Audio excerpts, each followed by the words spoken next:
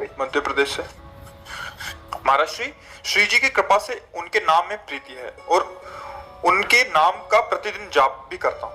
अभी मैं विद्यार्थी जीवन में हूँ। मेरी आदत देर रात तक जागकर पढ़ने की है। सभी के कहे अनुसार मैंने सुबह जल्दी जागकर पढ़ने का प्रयास लंबे समय तक किया, किंतु मन नहीं लगा। ऐसा मेरे और अन्य कई विद्यार्थियों के साथ होता है। महाराज जी, अपना मार्गदर्शन दीजिए। क्या भविष्य में इस दिनचर्या से शारीरिक और मानसिक स्वास्थ्य में बुरा प्रभाव पड़ सकता है, या मैं इसको ऐसे ही जारी रखूं, या एवं सुबह पढ़ने हेतु 2:30-3 बजे रात तक।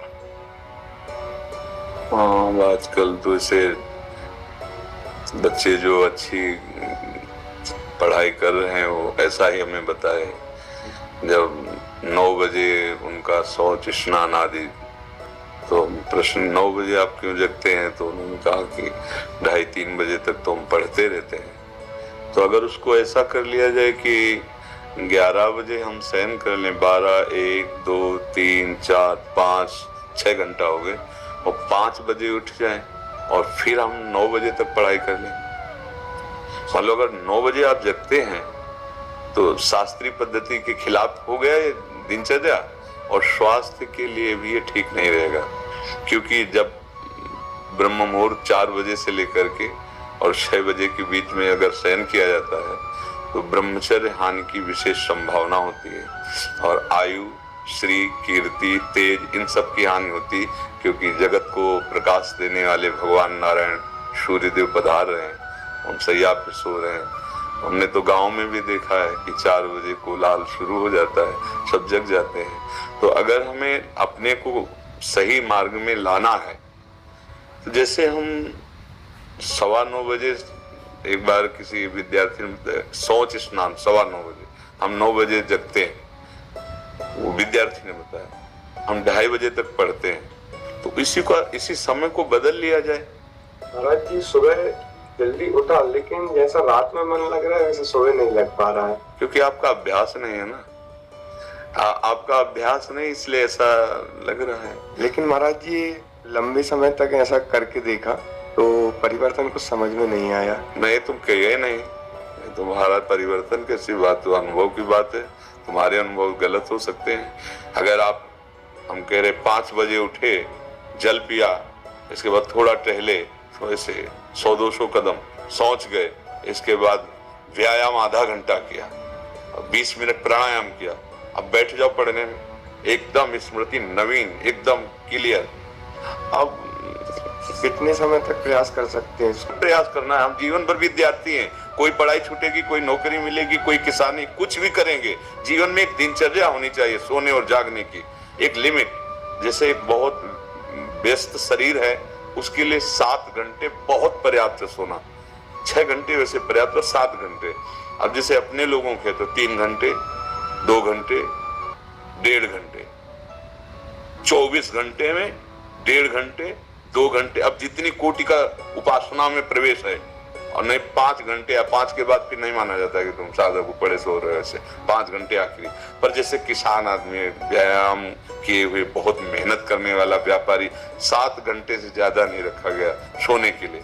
आप देखो, फिर वही हमारी बात आती, दिनचर्या एक तेज लाती है, एक इसमें जो आप 6 घंटे पढ़ करके समझ नहीं पाओगे ना, वो 2 घंटे में आप 6 घंटे का काम निपटा लोगे।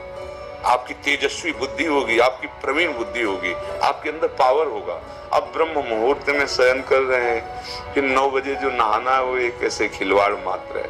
आप 4 और 5 के बीच में उठे और स्नान किया, व्यायाम किया, 1-2 किलोमीटर दौड़ लगाई, थोड़ा प्राणायाम किया, फिर आप पढ़ के देखो। पर अभ्यास, अच्छा सात्विक भोजन, कुछ दिन अभ्यास। अब जैसे अपने लोग 1.5 या 2 घंटे एकदम फ्रेश, क्योंकि बचपन से अभ्यास किया, पूरा जीवन हो गया। अब उसमें 1.5-2 घंटे में आती है कि नहीं आती, कई दिन हो जाते नींद नहीं आती।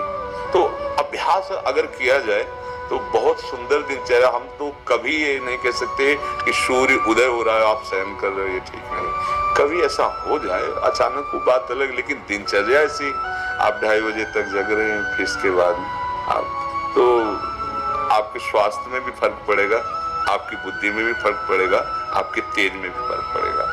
आज हम बुद्धिमानी समझ रहे हैं धन कमाना केवल। आज हम आप 2:30 बजे तक जग रहे हैं, फिर इसके बाद आप तो आपके स्वास्थ्य में भी फर्क पड़ेगा, आपकी बुद्धि में भी फर्क पड़ेगा, आपके तेज में भी फर्क पड़ेगा। आज हम बुद्धिमानी समझ रहे हैं धन कमाना केवल भोगों को भोगना बुद्धिमानी समझ रहे हैं। यही बुद्धिमानी मानी जाती है। जैसे आके प्रश्नकर्ता ने प्रश्न किया था कि हम ऐसों को तो जो मांस खाते हैं, शराब भी पीते हैं और अपने मतलब टाइम से यही टाइम 11 बजे जगना, ऐसा खूब ऐश्वर्यवान है, खूब मौज मस्ती से रहे, उनकी कोई परेशानी नहीं है। ठीक है, इसे तुम सुख मौज मस्ती समझ रहे हो।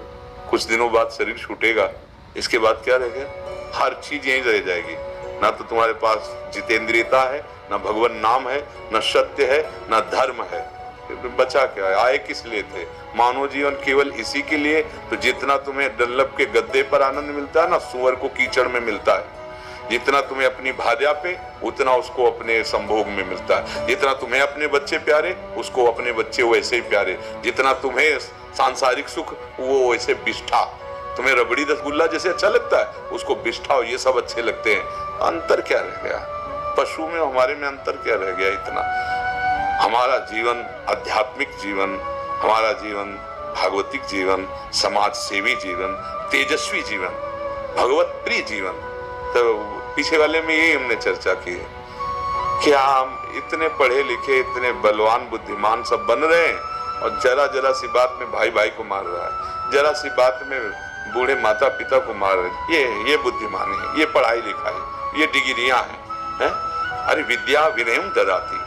अपने माता पिता को भगवान समझकर उनकी आज्ञा, जो आज्ञा, ऐसा कितने बच्चे हैं जो अपने माता पिता के पैरों रोज छूते हैं। साक्षात भगवान घर में बैठे हुए हैं और उनको अवहेलना। ये पढ़ाई हमें तो नहीं समझ में आ रही, क्योंकि विद्या का प्रभाव होता है विनयम ददाति। विनयशील, संयमी, जितेंद्री, धैर्यवान, वो तो बातें समझ में नहीं आ रही। क्यों? अब आसुरी बुद्धि बढ़ रही है, जिसे कहते हैं राक्षसी बुद्धि। माँ नहीं, मातु पिता नहीं देवा, आसुरी बुद्धि बढ़ रही।